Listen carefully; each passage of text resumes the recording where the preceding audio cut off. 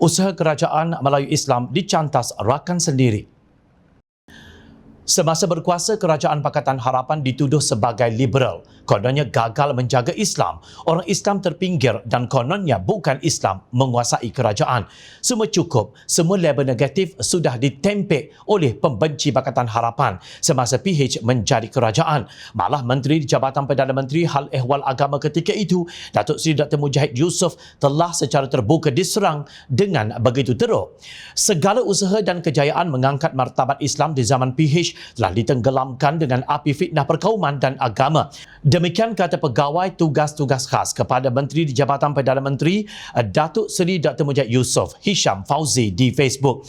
Menurut beliau, usaha Mujahid dan pasukannya diperlekeh dan dipandang sangat negatif. Sedangkan pada hakikatnya di zaman PH, 2 akta baharu dan 1 pindaan akta lama demi memperkasa Islam siap tanpa sebarang bangkangan daripada mana-mana parti komponen PH, tanpa perlu sebarang perhimpunan di mana-mana padang, ujarnya. Beliau menjelaskan 3 rang undang-undang yang dibawa oleh Pakatan Harapan dan tidak dibantah oleh sekutunya DAP yang dimomok sebagai anti-Islam oleh PAS, khususnya Presiden parti itu, Tan Sri Abdul Hadi Awang. Pada 10 April 2019, Dewan Rakyat meluluskan RUU Pentadbiran Undang-Undang Islam Wilayah-Wilayah Persekutuan Pindaan 2018, pindaan melibatkan kepentingan Mahat Tahfiz di Malaysia. Pada 31 Julai 2019 pula, Akta Profession Guaman Syar'i 2019 siap dibentang di Parlimen dan juga diluluskan.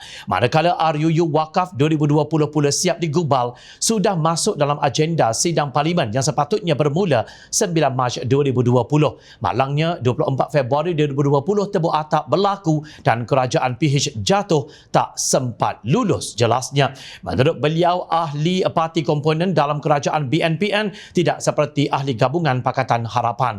Tapi cerita kerajaan sekarang yang mendakwa sebagai kerajaan Melayu Islam sangat berbeza.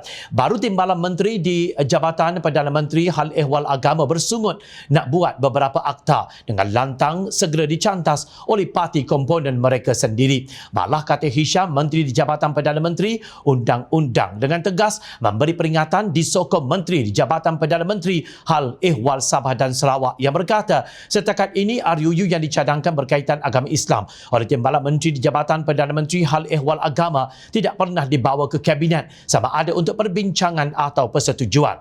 Presiden PBS juga menyuarakan bantahan yang sama. Ketua Menteri Sabah juga bersuara tidak bersetuju tempelaknya. Beliau merujuk kepada kenyataan Datuk Seri Wan Junaidi Tuanku Jaafar yang berkata sejumlah rang undang-undang RUU Syariah yang dicadangkan termasuk RUU Kawalan dan Sekatan Pengembangan Agama Bukan Islam belum dibawa ke peringkat Kabinet. Kata Wan Junaidi, ia perlu mendapat persetujuan semua negeri kerana hal ehwal agama adalah di bawah bidang kuasa negeri. Agama kerajaan negeri. Jika buat undang-undang berkenaannya, ia tidak mengikat. Kita perlu adakan libat urus dengan pihak negeri-negeri sama ada mereka setuju atau tidak, katanya. Dipetik Malaysia Kini 7 September 2021.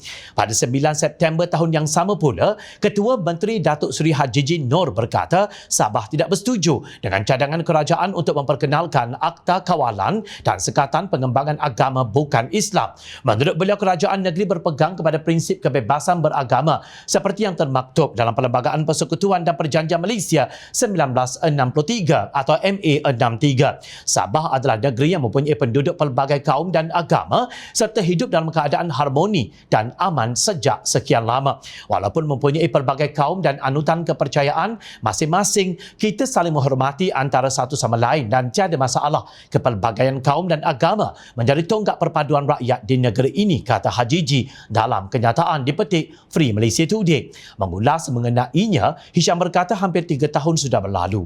Begitu sahaja di bawah kerajaan sekarang tanpa ada sebarang hasil demi meningkatkan kedudukan Islam di Malaysia. Slogan yang diteriakkan ternyata hanya tinggal retorika kosong penyedap telinga ketika ceramah berbanding dengan hasil yang dibuat oleh kerajaan 22 bulan Pakatan Harapan. Kerajaan yang telah masuk hampir 3 tahun ini masih belum menatijahkan apa apa-apa dan tidak nampak sebarang tanda-tanda bakal ada sebarang hasil kecuali menanam tebu di bibir mulut sahaja, tegas Hisham.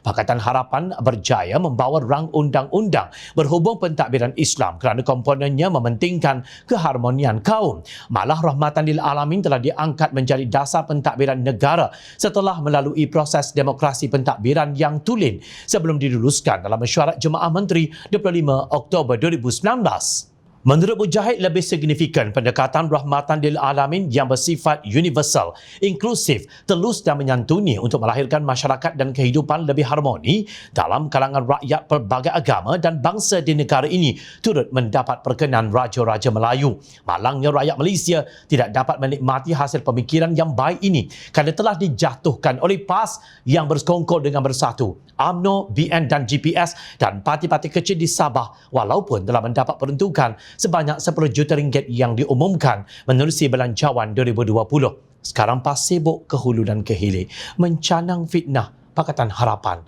anti-Islam. Soalannya di sini, siapa sebenarnya yang bersekongkol dengan golongan anti-hudud dan anti-Islam? Ingat, rakyat sentiasa memerhati.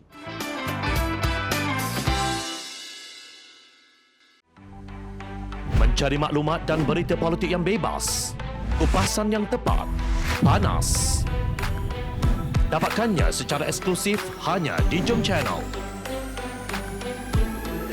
Komitmen kami, pentasan berita Isnin hingga Jumaat.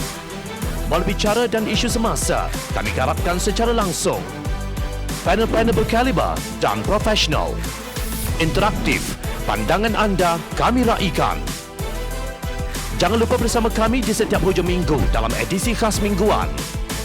Jom Channel, moving forward, sharing a new experience.